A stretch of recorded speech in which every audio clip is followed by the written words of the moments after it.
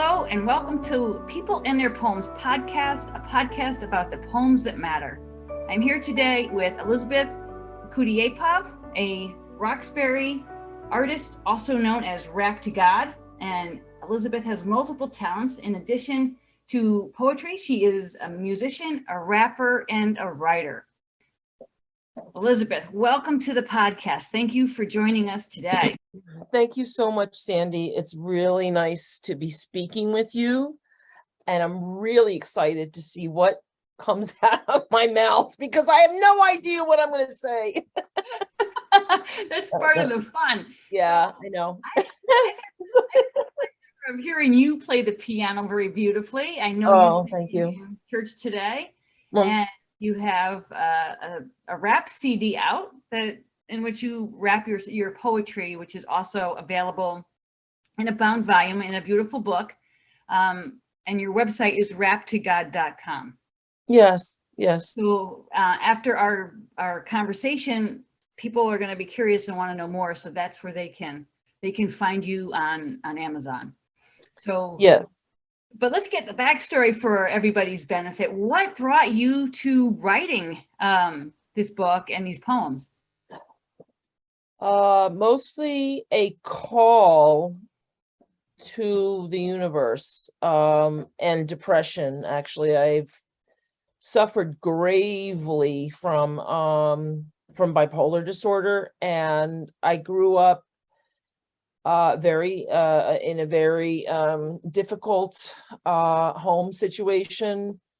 My parents split up when I was very young, when I was about 5 years old, and I had a sort of a traumatic youth. And I would write a lot in a diary, and later I found out that my brother used to read that diary because I hid it under my bed and he used to go under there and read it. Anyway, no privacy. But I did start writing when I was younger.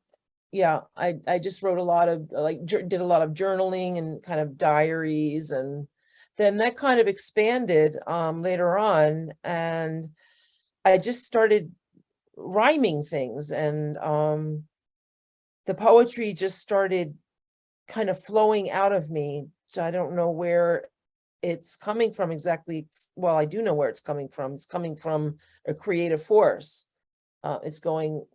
It's like I'm like the conduit, and I believe that's how all artists work. I believe that there's a creative force that works with the individual. So I think that that's how my poetry translates onto my iPhone. Aha. And you know what? Homer didn't have an iPhone, and neither did the ancients. We don't think so. My iPhone, no. But he did believe, like you, in the muses and opening ourselves to the muses, and that we were merely a channel for a story that exists outside of us, and we give it voice through our openness to experience and to life. So you stand in a very long line of believers in that creative force and what's possible when we channel it. And I'm curious, did anybody ever act as a mentor for you, whether a teacher, an adult, or another influence? Or did you pick up the pen because it was there and start trying things? I suppose that my mother probably bought me a little diary. I can't recollect exactly, but I have a vague thought or vision of that little diary that I had, that I think my mom probably purchased for me, and then I just started. That's where it all started. And I was probably under 10 years old, I would imagine. Just started putting pen to paper and writing about my feelings and kind of things that were going on. And it kind of expanded from there. Yeah. Was there anything you were reading at that stage in your childhood that might have influenced you, or was more of an organic experience of I think it's pretty organic, Sandy. Honestly, I'm not an avid reader, and I'm kind of ashamed to admit, honestly, I don't read a lot of poetry. I write better than I read. I have trouble sometimes with concentration and getting into, if I start reading something that doesn't interest me, or that it doesn't grab me right away, I give up too easily before getting into the bulk or the meat of the book. So I think I'm actually more of a lover of music, although I am a lover of books. I have a lot of books, but I just have to start reading more of them. But I'm a great lover of music. My husband and I just bought a new piano, Kimball, petite baby grand cream color French provincial style piano, which is completely amazing and such a gift. I feel like I really want to start playing more, learning more pieces in their full in their fullness, and yeah, get that down. I hear you, and having heard you play, I think heard you rap. I think the interplay of the music, which is beyond words, and there's something visceral and not visceral, but beyond that, it's something very spiritual that is wordless. When that's married with the words you choose, there are some tremendously powerful things that happen. And you know, I love poetry. I love ancient poetry, and because as an English teacher, I spent a lot of time hanging with Homer. And, I know that those early works came out of the oral tradition, that communication, and those poems were accompanied by music, and they were meant to be heard and shared in public spaces. You know, we were the texts back then, you know, and I'm wondering, how has the text of your life shaped the kind of poetry and the kind of music that you create or respond to? Thank you, Sandy. I've always been on a search for truth, and the reason why I'm here and why we're here as human beings. Ever since I was, I'd say, 5 years old, my family lived in Japan. My father was a doctor in the Navy. He was a pathologist, and our family got transferred to Yokohama Naval Base. And when I was about 5 years old, I was in my bedroom, and I looked up on the wall, and I can't remember exactly if it was a vision or if I was dreaming or if it was just there, but it was an illustration or a print of Jesus Christ above my bed, over my bed. And I remember that clearly. And since then, I've been on a search for Jesus, for truth. I've been on a mission, shall we say, a mission to find the truth. And hence the name of my book is Rap to God, A Search for Truth. So I believe that my poetry is shaped by that search, and call it deep if you may, but whatever I write comes from a very deep place in my soul, and it's really written with gut honesty. I mean, like my poems, they just like they come out, and I don't really censor them. So I don't know if, I know it may not be everybody's cup of joe, but I love coffee. So, you know.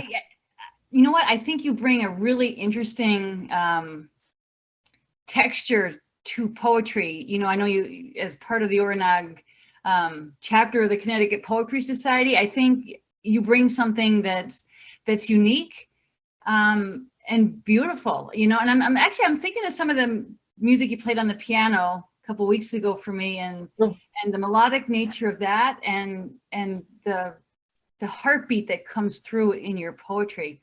And they're not at odds with each other. They are in conversation with each other, and they're getting at the depth and complexity of who you are and your experiences so far in your life.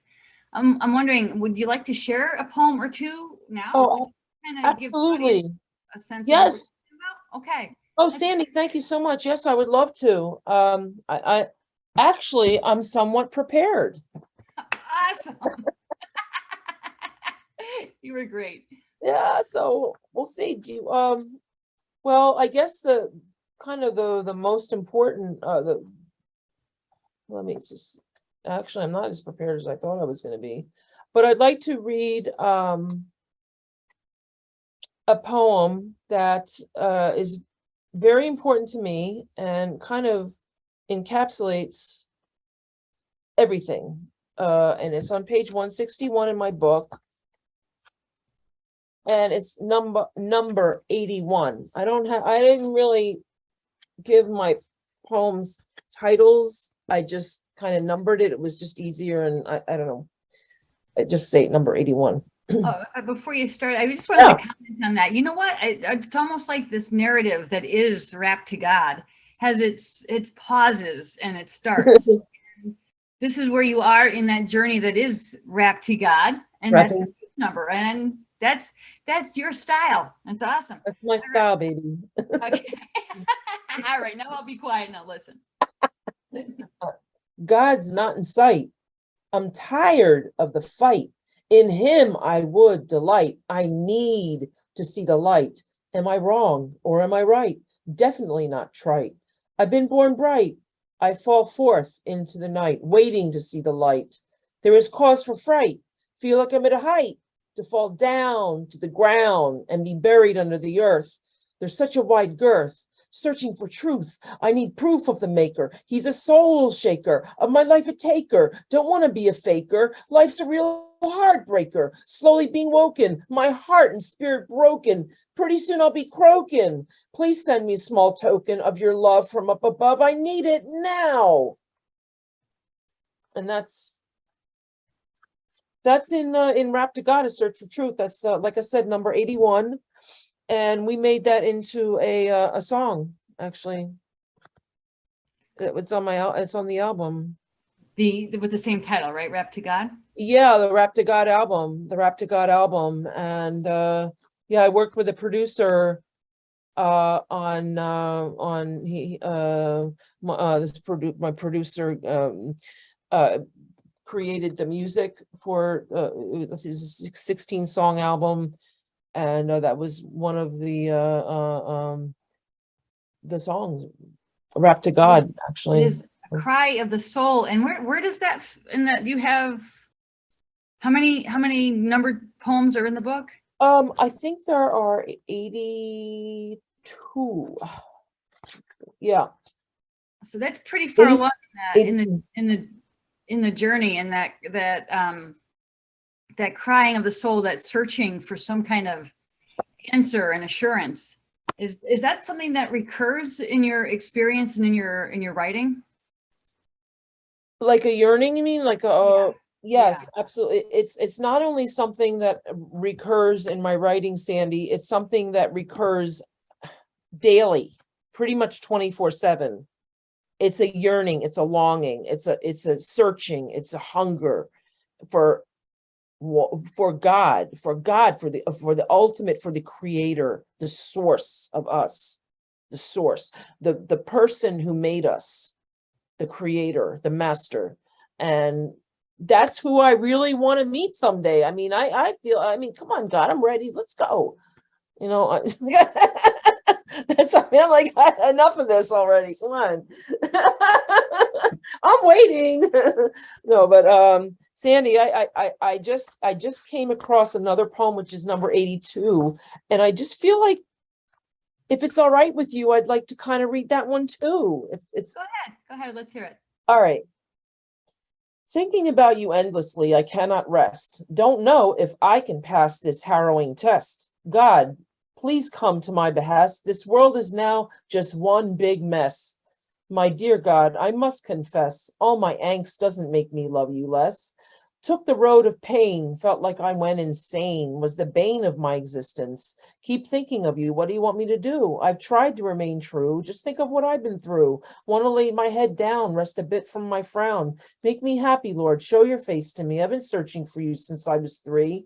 but still to no avail. Lord, let me out of this jail. I will hail your return. My heart still burns. Now it's your turn.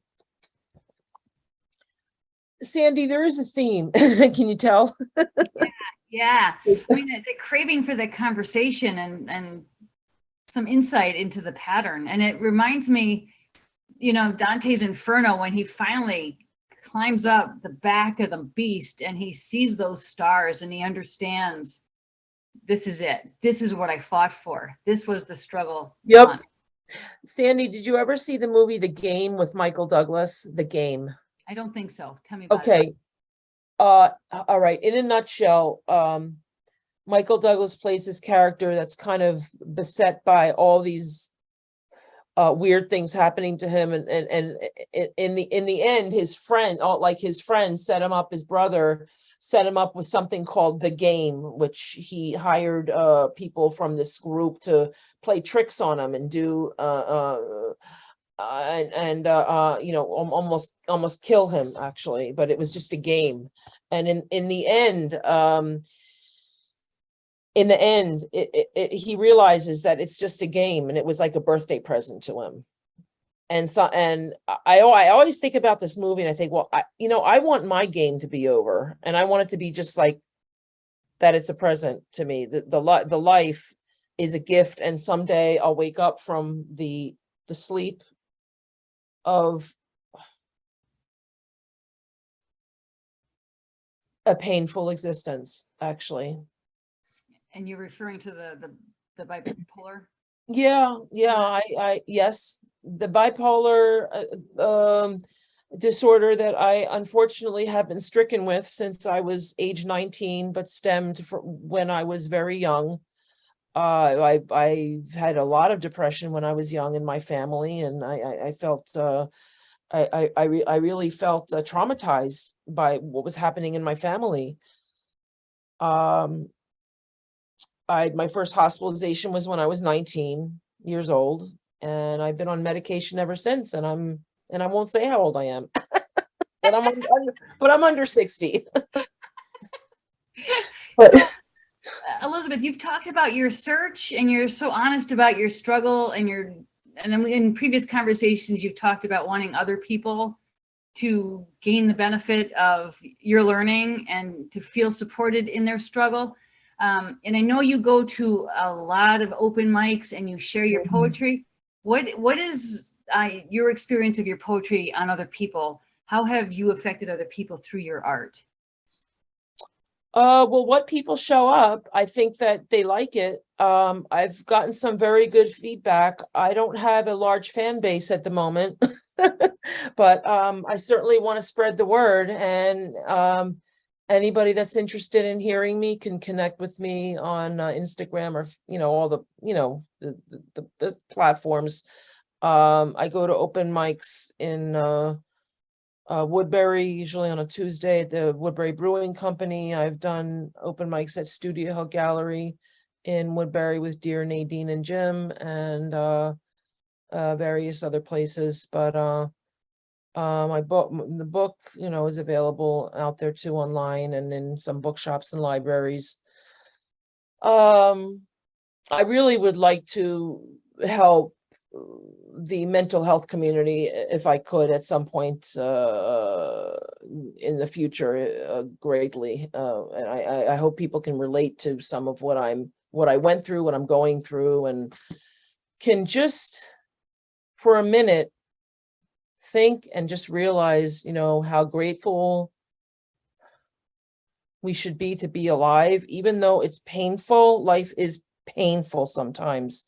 But for me personally, if I didn't have all the pain that I went through in my life, and losing a father being absent and not available, and a brother that taunted me my whole life, if I didn't have that in my life, and I turn around and I'm grateful, because I wouldn't be the person that I am today if I had if I grew up with a silver spoon in my mouth.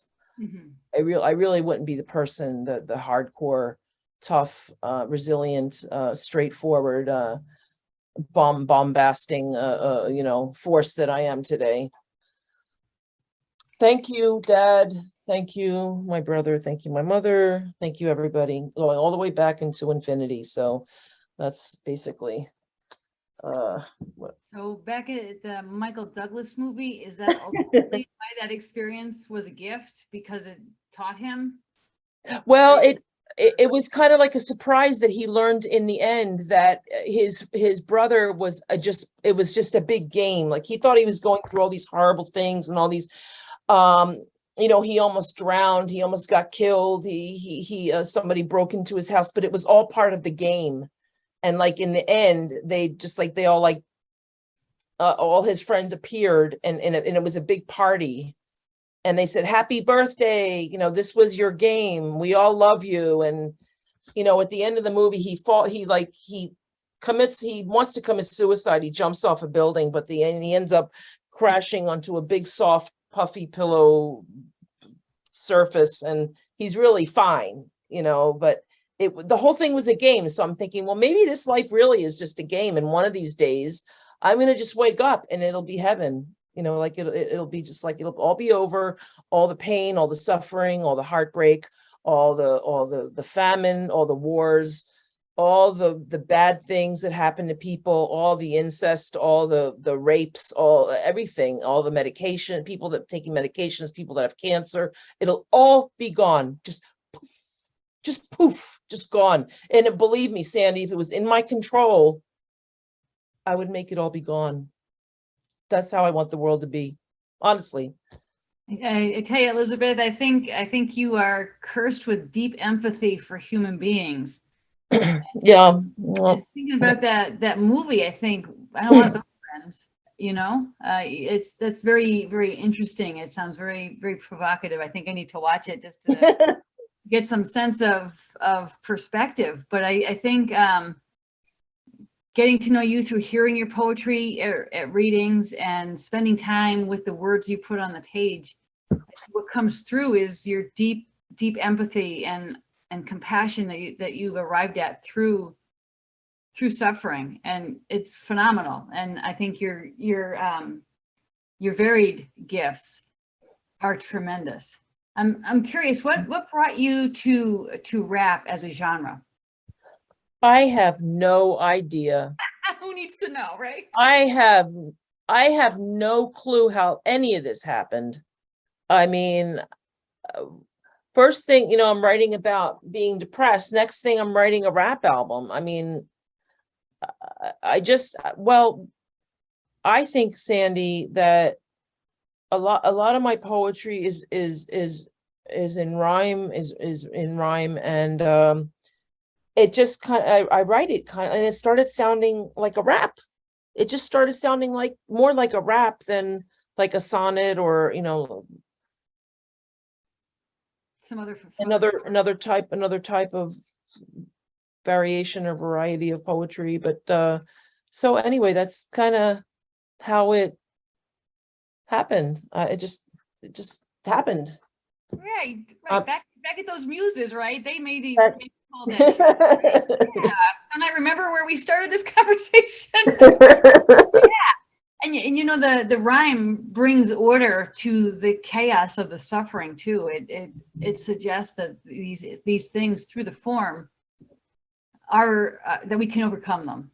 And I think I recommend the experience of you and your art online to everybody. And I wonder if we could kind of conclude the conversation with a couple more poems. Would that be okay? Oh, that would be awesome. Thank you so much, Sandy. Sure thing. Yeah, thank you, Sandy. I would love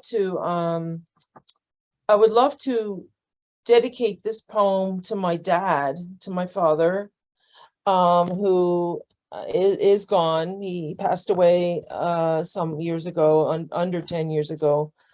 But this is number 76 in my book, Rap to God, A Search for Truth. Father, you taught me to be strong. By your absence, I needed you all along. You were gone without a trace. Wanted you by my side, craved to see your face. Felt all alone, you were never there.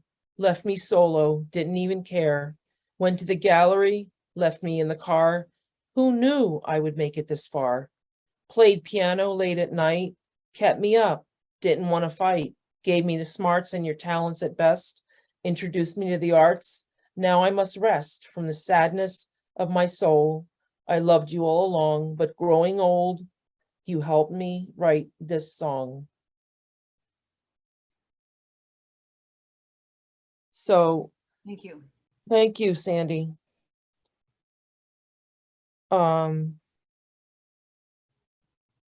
Yeah, there's been a cardinal pecking at my window. He stopped pecking at my window, but I think it's my dad. And I love my dad, and wherever he is, I just want to tell you, Dad, I love you. No matter what happened, and you gave me great abilities. Somehow I ended up okay. No matter what I went through, I ended up, and I'm very grateful, extremely grateful. I have a wonderful husband. We have a wonderful home in Roxbury. I have friends. I have new friends. Sandy, I have a new friend in you. And I have we have wonderful community of people here in this area. I love Connecticut. So I feel very blessed and grateful for my life, how it's turned out. And I really want to give everybody, just my voice right now, and my hope for everybody. I would like everybody just hang in there, and have faith and have hope that there will be a better tomorrow. Well said, Elizabeth, and thank you so much for being our guest on People and Their Poems. I'm very grateful for your time. Thank you so much, Sandy. Thank you so much.